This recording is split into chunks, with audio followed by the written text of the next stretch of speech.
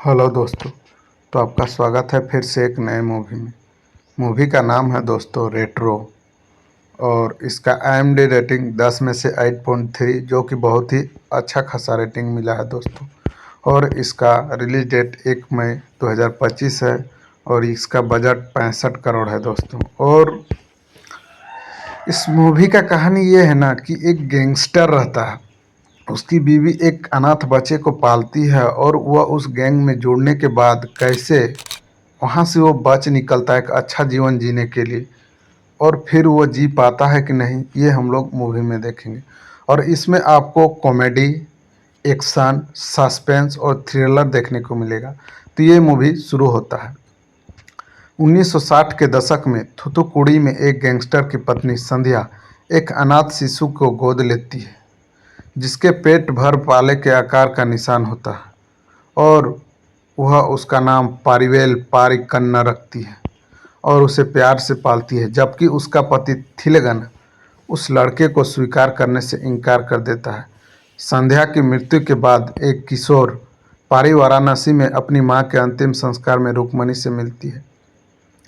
थूथुकुड़ी वापस जाते समय जब थिलगन पर हमला होता है तो पारी उसे बचा लेती है और थिलगन का अनिच्छा से सम्मान अर्जित करती है। 1989 तक थिलगन दोबारा शादी कर लेता है और उसका एक जैविक बेटा होता है। पारी उसके और उसके अपराधी साम्राज्य के प्रति वफादार रहती है। हालांकि उसकी नई पत्नी उसे केवल एक गुर्गे के रूप में देखती है।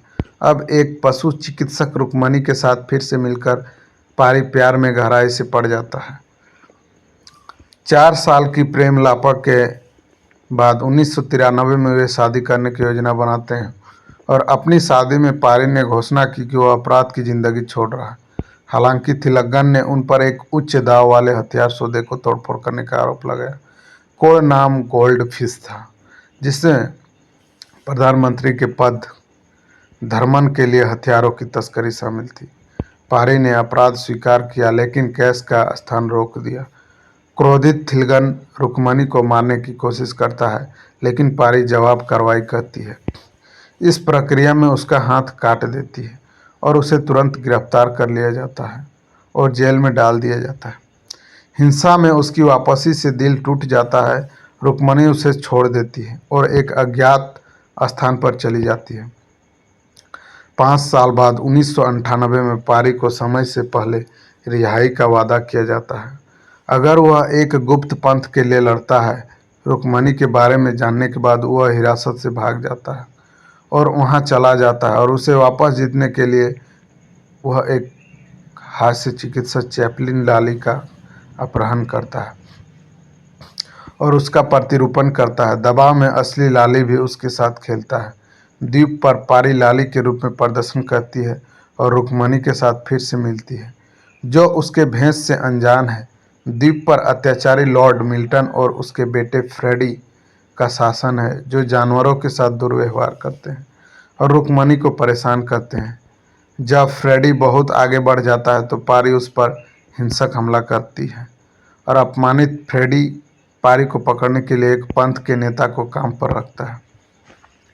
माइकल रबर कल्ट नामक एक घातक पंथ चलाता है जिसमें द्वीप के अमीर और गुलाम गरीबों के बीच ग्लैडिएटर शैली के खेल में होते हैं। मैच धांधली वाले होते हैं और हारने वालों को माइकल के पिता राजवेल मगरमच्छों को खिला देते हैं। माइकल एक कॉमेडी शो के दौरान पारी की असली पहचान उजागर करता है जिससे रुक्मणी चौंक जाती है जो अविश्वास में चली जाती है।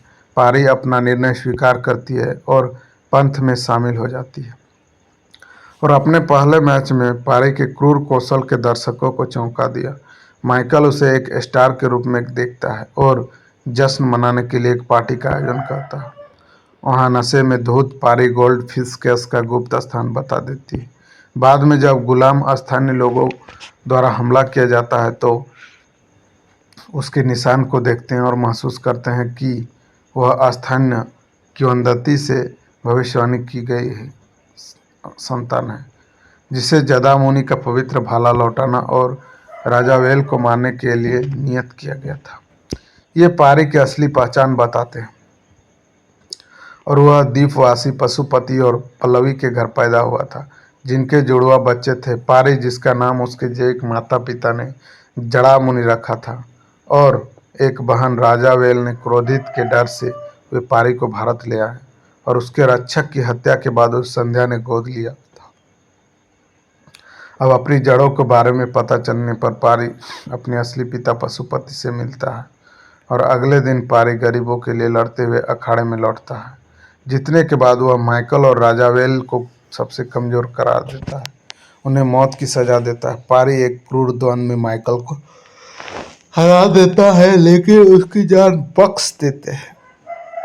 इसके बजाय उसे अपमानित क्या करती है। पारी फिर राजावेल को संपत्ति पर धावा बोलती है और उसे मार देती है। जड़ा मुनि के मंदिर में पारी ज्योतिषी को भाला लौटाता है और पल्लवी और उसकी जुड़वा बहन से मिलता है। रुक्मणी आखिरकार पूरी सच्चाई को समझती है और पारी के साथ सुलह कर लेती है और वह उससे वादा करता है कि उसे अपना सच्चा मार्ग मिल गया है और उसने हिंसा का त्याग कर दिया है। लेकिन शांति क्षणिक है। थिलागन, माइकल और फ्रेडिक उन्हें मारने के लिए मंदिर पहुंचते हैं।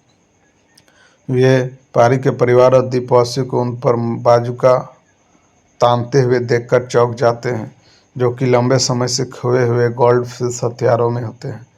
थिलागन को पता चलता है कि पारी ने उन सभी को मात दे दी है। पारी शांति से अपनी मां से गोली चलाने को कहता है। पल्लवी अब सशक्त होकर चेतावनी देते हुए गोली चलाती है और जिससे वे आत्मसमर्पण करने को मजबूर हो जाते हैं और ये मूवी यहाँ पर ख़त्म हो जाता है। दोस्तों, इस मूवी में एक्शन, सस्पेंस और थ्रिलर तो भरा ही है, और जिनको इस तरह का मूवी देखना पसंद है वो ऑल फिल्मी एक्सप्लेन हिंदी को लाइक, कमेंट और शेयर करना ना भूलें और सब्सक्राइब